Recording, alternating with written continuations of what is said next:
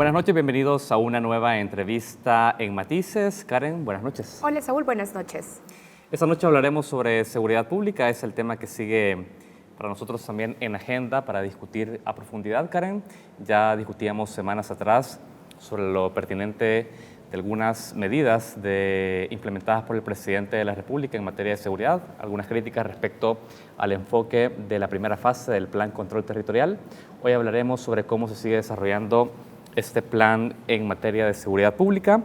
Vamos a dar un poco de contexto y es que la Asamblea Legislativa aprobó esta semana una reorientación de fondos por 31 millones de dólares para apoyar estas medidas implementadas por la presidencia Bukele, principalmente para alimentación de agentes de la PNC, la Fuerza Armada, salarios, infraestructura y también para el Ministerio de Gobernación. Y según Casa Presidencial, desde el 20 de junio, cuando se lanzó el Plan Control Territorial, la PNC ha desarrollado 9.751 acciones que van desde patrullajes, apoyos aéreos y operativos de inteligencia, que han logrado impactar, dice Casa Presidencial, a los grupos criminales. El Plan Control Territorial, como lo ha denominado este gobierno, está compuesto por 7 fases, de las cuales se han develado 2. Recientemente se ha anunciado la fase 2, denominada Oportunidades, que está enfocada en la reconstrucción del tejido social. Así es, y por eso esta noche nos interesa conocer también el análisis técnico y político de estas acciones y vamos a conversar, ya nos acompaña aquí el diputado por Arena, Mauricio Vargas, general de la Fuerza Armada y además miembro de la Comisión de Seguridad de la Asamblea Legislativa. Bienvenido, diputado. Gracias, un placer. Y un saludo a toda la audiencia, esperando que podamos clarificar algunos aspectos que son controversiales de un lado, a favor de otro, pero esperamos que nos vayamos al centro, pero al centro de la verdad, no al centro propiamente tal. Aquí estamos para discutir. Diputado, antes de entrar a la entrevista, conversábamos un poco y hablábamos sobre la importancia de hacer un análisis técnico debido también a la formación que usted tiene en algunos aspectos de seguridad. Y también en su carácter como diputado, una lectura política de estos hechos. Vamos a comenzar la entrevista con unas declaraciones que usted dio, porque usted ha señalado que las medidas de control territorial impulsadas por este gobierno hay que verlas entre la duda y la esperanza. Eso fue lo que señaló. Nos preguntábamos nosotros, ¿con base a qué criterios sustenta la duda y sobre cuáles sustenta la esperanza, diputado? Bueno, primero hay que comprender que el factor de la inseguridad es crítico y está representando acciones impactantes al punto de la sociedad. Sentemos la primera premisa. No hay desarrollo sin seguridad, ni hay seguridad sin desarrollo. Esta es la connotación del problema que vamos a manejar. Si se abarcan los conceptos en un término de rigor académico, decimos seguridad no hay si no hay desarrollo y no hay desarrollo si no hay seguridad. De acuerdo. Entre la duda y la esperanza, ¿por qué? Porque hemos estado acostumbrados, hablemos de todos los periodos anteriores, porque lo que está recibiendo este gobierno es las herencias del pasado. No es de buenos o de malos. Aquí hay una herencia que venimos cargando y cada quien la va saldando como puede en un momento determinado. Hay unos que lo hacen con mucha eficiencia, otros que lo hacen con ineficiencia, con inexperiencia y con incompetencia, y eso genera una cantidad de problemas. Dudas es un problema complejo. Dudas es un problema multicausal. Si no hay una integralidad en el abordaje, vamos a tener resultados, indiscutiblemente que sí, pero los resultados no es los que esperamos los salvadoreños. Por tanto, adicionalmente andamos cerca de los 13, 15, 17 días de un programa, no podemos agarrarlo a garrotazos diciendo que es malo, pero tampoco podemos lanzar las campanas al vuelo diciendo de que es bueno, porque hay una complejidad y una multicausalidad que tenemos que comenzar a verla. Ahora, diputado, hemos ido conociendo cada vez más acciones que integran esta propuesta de seguridad pública del Ejecutivo. Pero hablemos sobre algunas medidas específicas, por ejemplo, el Plan Control Territorial. ¿Usted identifica efectos colaterales de estas medidas de control territorial que tampoco son nuevas en nuestro país? Bueno, prácticamente sí pudiésemos decir que en el abordaje yo no lo veo como más de lo mismo. ¿Por qué no? Porque el control territorial nunca se ha estado ejerciendo. Se utilizaron controles territoriales, se utilizaron manos duras, manos súper duras, manos amigas, manos con guantes, en el término mediático para sacar réditos políticos, pero no para resolver el problema de la violencia. Por tanto, no podemos esperar que tengamos resultados sobre la inseguridad. Solo quiero tener algo claro, con las medidas de mano dura y todas las que acaba de señalar, no hubo un efecto de control territorial, lo que está diciendo. Nunca fue ese el propósito de esas medidas. Específicamente nunca fue el propósito, 1, y 2, ojo, dije, se usan con el término mediático para sacar beneficios políticos. Por tanto, digo, no vamos a esperar que tengamos resultados de seguridad. Hoy están pagando las consecuencias de haberlo hecho y habérselos dicho. Señores, sistema integrado, un programa integrado, no existe, integrado y coordinado. Control territorial. El control territorial académicamente comprende, primero, el aseguramiento de un área específica donde no tengo control. El aseguramiento quiere decir que yo tengo los controles de las salidas, de las entradas, de lo visible, de lo que son así como están las aduanas y las fronteras, hay pasos ciegos, todo eso yo tengo lo controlo y se controla con lo que se denomina fuerzas de paz. Cuando las fuerzas de paz tienen asegurada una zona que yo voy a ejercer el control territorial, ingresan lo que hoy se llama acá la policía comunitaria. Pero la policía comunitaria no es una estrategia operativa. La policía comunitaria es una filosofía de empeño. Y de permanencia en los territorios. Sí, ok, entonces ellos permanecen y comienzan a socializar y a ganarse la confianza de la comunidad. Y a la vez que ya tenemos asegurada la zona, ya entraron la policía comunitaria, entran las unidades de intervención social que se llaman. ¿Qué es lo que están diciendo en el momento actual con la fase 2 de la fase del gobierno? Ahora, yo le quisiera preguntar algo. Con este punto de referencia conceptual que usted pone, decía, bueno, lo que han lanzado hasta ahorita con el Plan Control Territorial no me parece más de lo mismo. Es decir, ¿le parece que lo que el gobierno está haciendo ahora cumple con estos parámetros conceptuales que usted estaba poniendo sobre la mesa? Hasta el momento los veo bastante bien. Lo que me falta es que se desarrolle un poco la estrategia operativa, porque me confunde un poco cuando dicen, uno, no estamos entrando a hacer capturas, sino que estamos entrando, dicen, a hacer presencia. Y la presencia, dicen, tiene que ver más que todo con el cortar las finanzas, eliminando la extorsión. Perfecto. Pero eso, la presencia disuasiva, lo que hace es el vaciado de una zona a zonas aledañas o a otras áreas. Ese sería un efecto colateral. Exacto, pero usted tiene que tener un concepto de maniobra para poder atender y evitar yo no sé, el efecto de vejiga que le dicen que usted le aprieta y le sale un chindondo por acá. Ahora, a propósito de eso que usted está mencionando, hay un aspecto de carácter metodológico en el diseño de este plan, digámoslo, porque hasta el momento no conocemos de manera transparente las 7 fases en las que va a estar compuesto y si en alguna de estas fases puede contener la estrategia para el efecto colateral de estas medidas.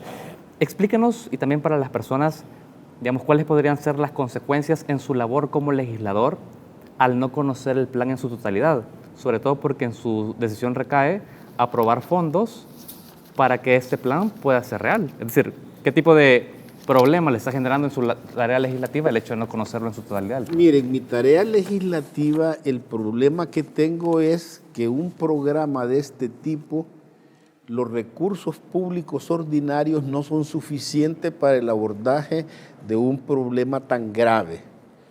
Y nosotros tenemos la responsabilidad de pedir primero un compromiso de eficiencia.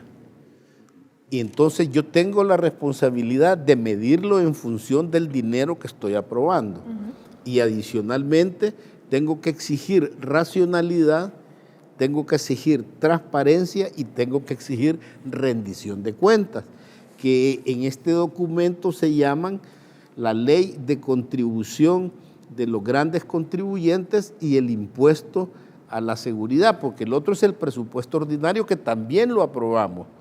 Y nosotros, en la teoría de los pesos y contrapesos y en la teoría de la independencia de los órganos del Estado, está el control político del uno sobre el otro. Esto no puede ser un cheque en blanco. No puede ser un cheque en blanco, porque ¿sabían ustedes cuánto se le dio a los gobiernos anteriores en seguridad solamente en lo que es defensa y seguridad pública sin el sector justicia? ¿Cuánto?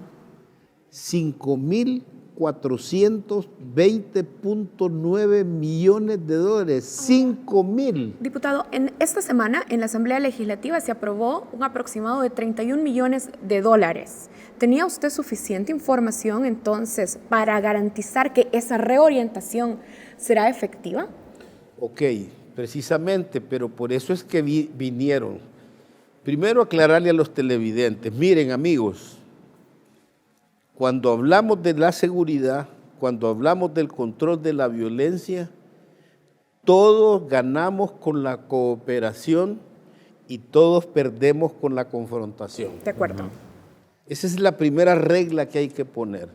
Segundo, decir, no debemos los salvadoreños, por tanto, escatimar ningún esfuerzo que vaya dirigido a fortalecer las instituciones que hacen el combate a la violencia. Pero mi pregunta es si el Ejecutivo les dio suficiente información para garantizar que esa reorientación de 31 millones de dólares tendrá resultados efectivos. Bueno, mire, ya esa es una estrategia operativa, pero los elementos que le estoy dando son precisamente el derredor del por qué, y le explico. A mí solo me dijeron, primero me dijeron, y lo firmaron creo que en un programa de Nacho Castillo, claro, no sé de quién firmaron. El ministro de Hacienda. Firmó 15 millones. Bueno, nos van a pedir 15 millones.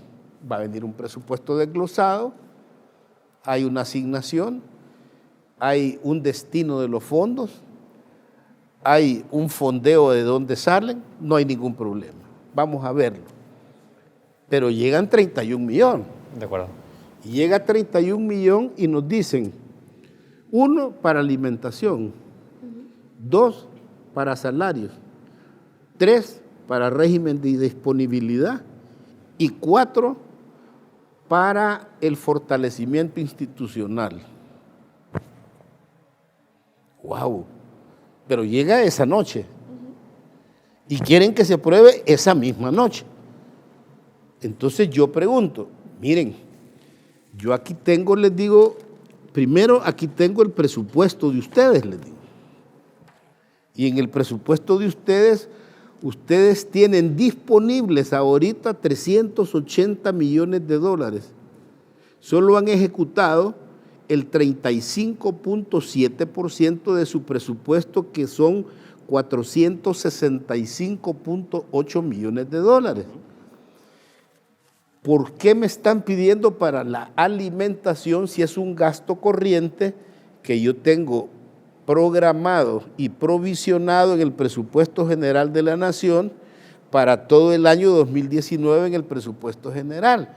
Está bien que no ha habido incremento de policías, no ha habido incremento de soldados, por tanto no debería de haber incremento para alimentación. Diputado, por un tema de tiempos, sí nos gustaría que nos respondiera de qué manera usted logró dilucidar todas las dudas para poder aprobar esa reorientación, fortalecimiento de fondos presupuestarios. Entre las dudas y la esperanza, le dije, porque no la pude, todavía no. ¿No logró resolver sus dudas respecto a por qué se estaba solicitando esta cantidad de dinero? Las respuestas no fueron así como que me digan, wow, estoy plenamente convencido. De la alimentación me dijeron a mí que van a aumentar a $200. Pero usted acá se contradice con una de las fundamentos por los cuales usted argumenta que hay que apoyar las medidas de seguridad, y es que está diciendo que no es un cheque en blanco, pero usted ahorita acaba de aprobar una cantidad de millones que no sabe a ciencia cierta para qué tipo de acciones van a ir orientadas. No, sí sé para las acciones que están orientadas. Lo que no sé cuál es la ejecución presupuestaria de esos rubros, que son rubros de gasto corriente que ya estaban programados durante el año 2019.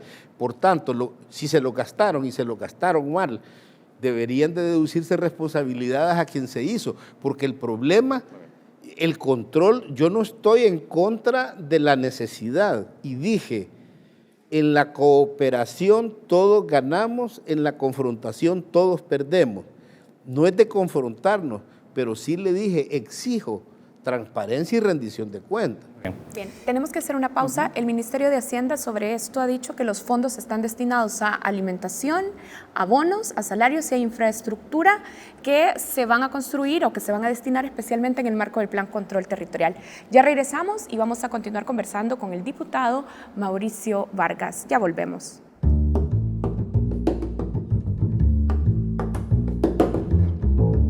Continuamos en Matices. Esta noche conversamos con Mauricio Vargas, diputado de la fracción legislativa de Arena. Hablamos sobre el Plan Control Territorial implementado por el gobierno de Nayib Bukele.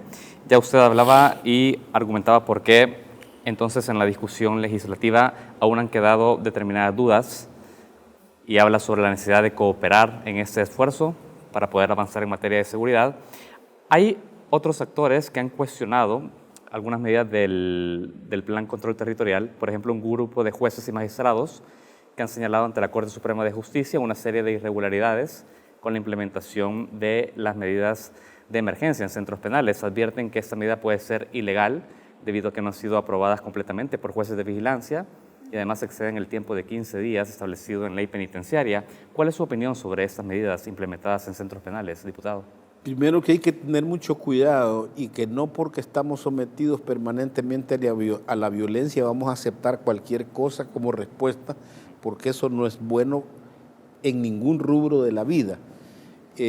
Hay procedimientos para colocar las emergencias.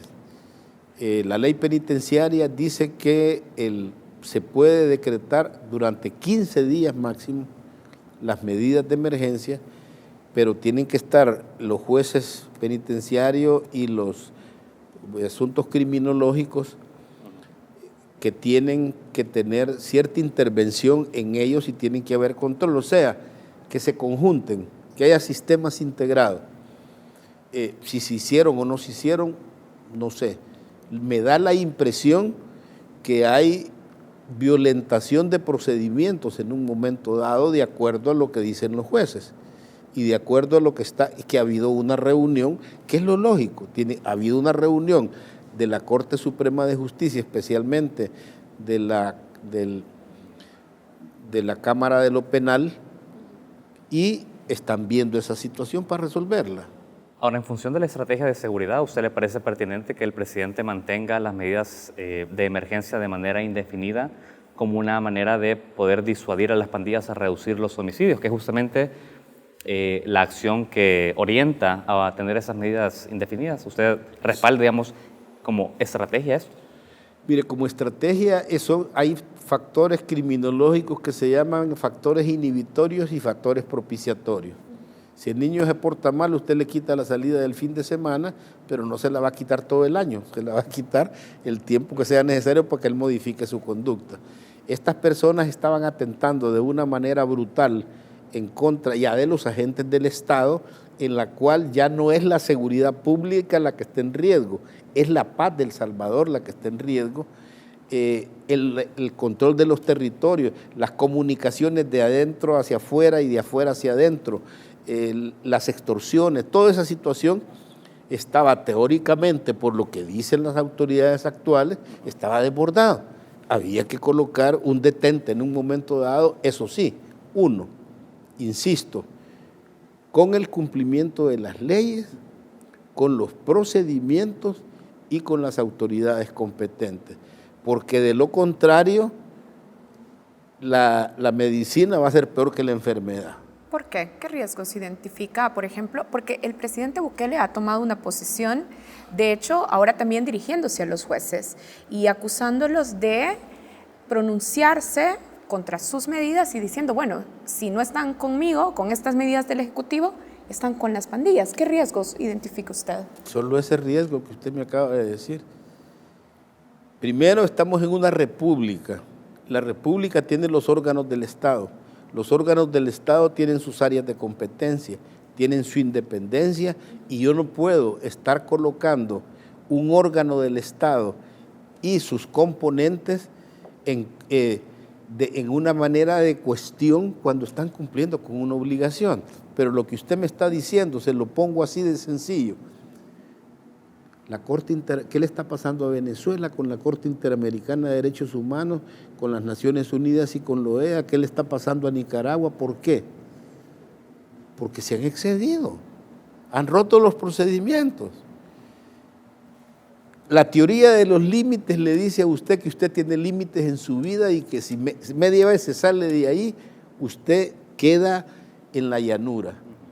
Entonces usted tiene que hacerla. Yo personalmente creo que las medidas son correctas siempre y cuando, si son de emergencia, no sean temporales y que la emergencia esté dentro de los parámetros y los procedimientos de la ley. A los 15 días se da un informe.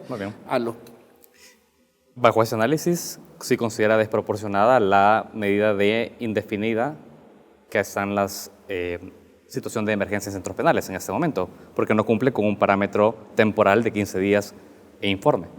Es que que yo sepa de que haya una medida permanente, ¿no?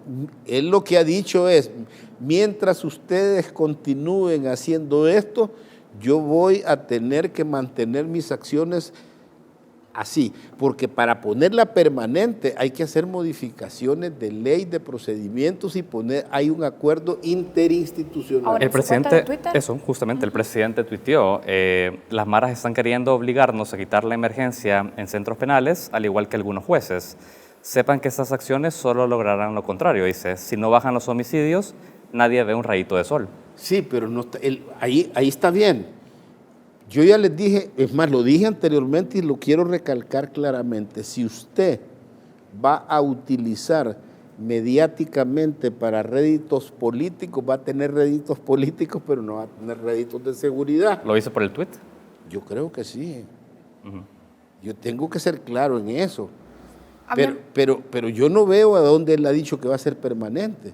Bueno, cuando dice si no bajan los homicidios nadie vea ni un rayito de sol, parece que está expresando un carácter permanente. Sí, pero no indefinido por lo menos. Indefinido, pero no les estoy diciendo de que yo lo voy a hacer de mutuo propio. Yo tengo que hacer los procedimientos para poderlo desarrollar. Cuando lo expulsan a uno del colegio, lo expulsan por una semana. Es un área gris la que vemos ahora. Todavía no hay suficiente claridad y hay más preguntas que respuestas. Hablemos de otra de las medidas permanentes que terminó volviéndose, otra de las medidas en teoría extraordinarias que terminó volviéndose permanente. El expresidente Funes sacó a la Fuerza Armada en noviembre de 2009, casi 10 años ya. Usted ha dicho también que los resultados de esta medida han sido la subutilización de la FAES, lo dijo así. ¿Debería retirar el gobierno a la Fuerza Armada de El Salvador de sus tareas permanentes en seguridad pública? No creo. Lo único que cada cosa tiene su propio principio de empleo. Cuando usted compra cualquier aparato electrónico o cualquier otra cosa, le dan un manualito y le dicen cómo se usa. Lo mismo es con la policía. Lo mismo es con la policía urbana, lo mismo es con la policía rural, lo mismo es con la Fuerza Armada.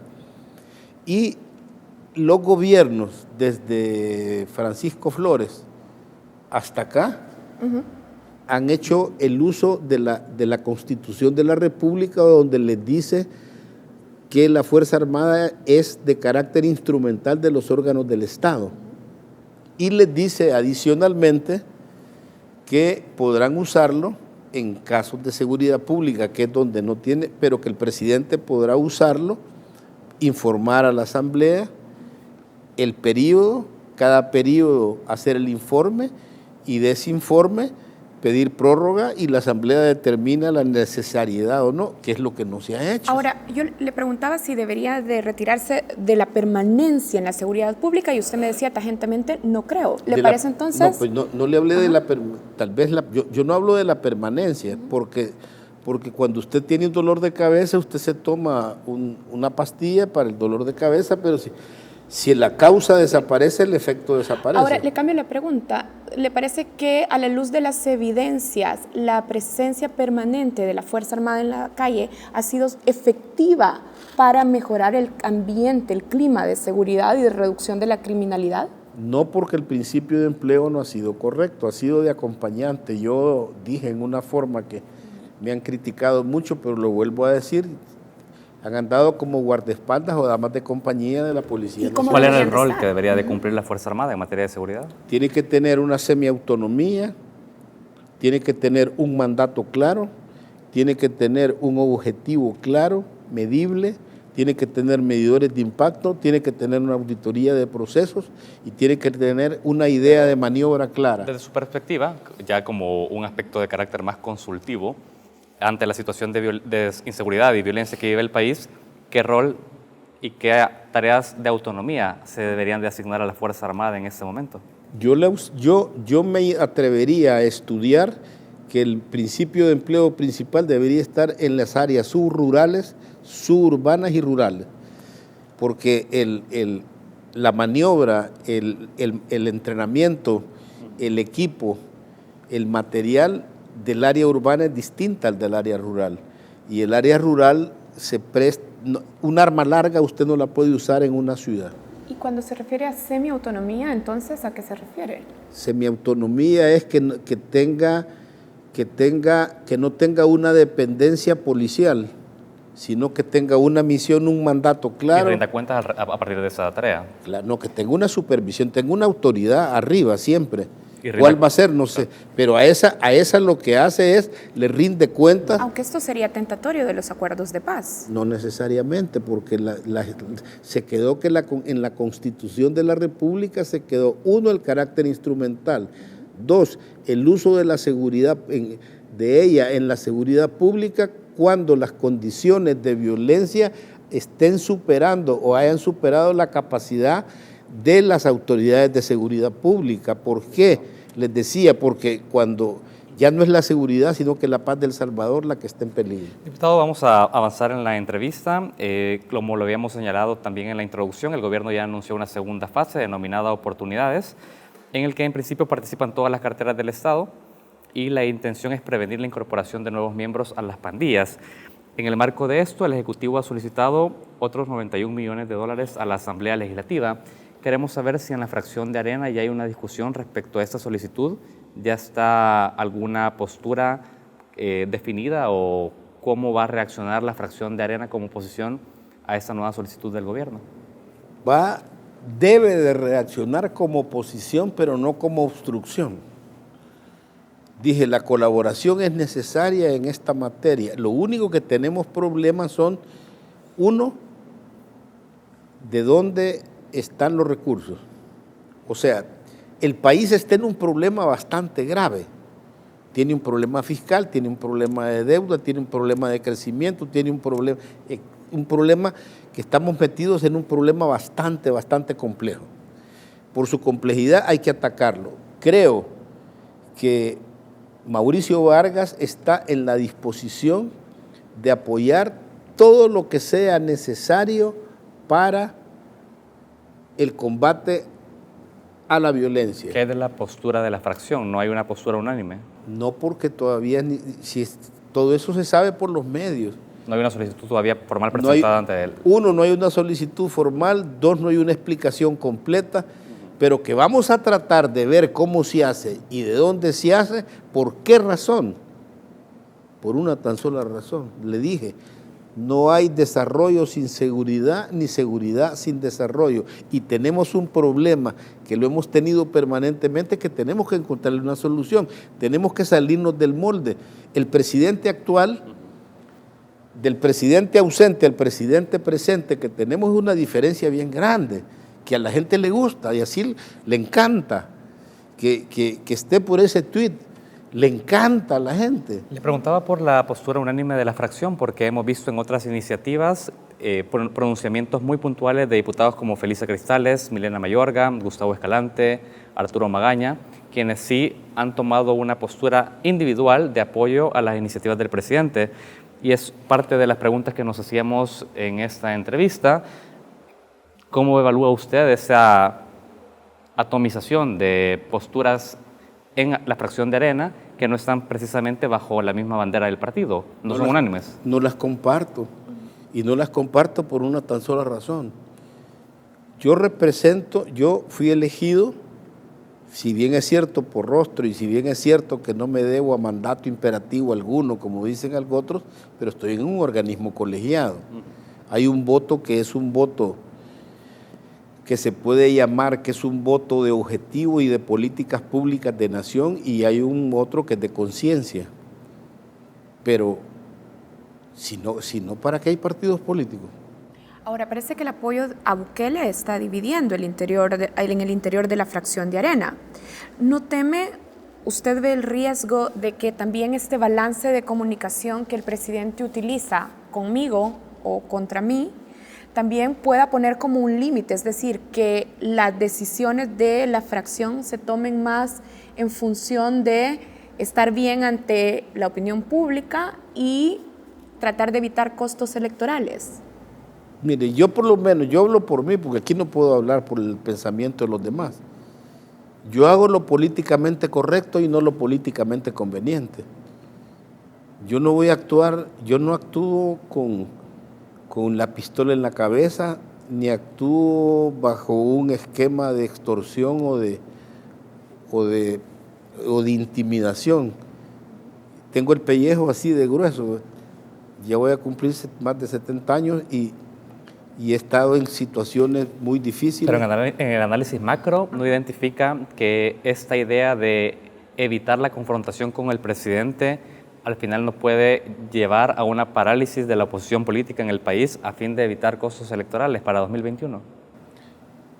Es que mire, el problema es que el respeto es en ambas direcciones y el equilibrio es en ambas direcciones.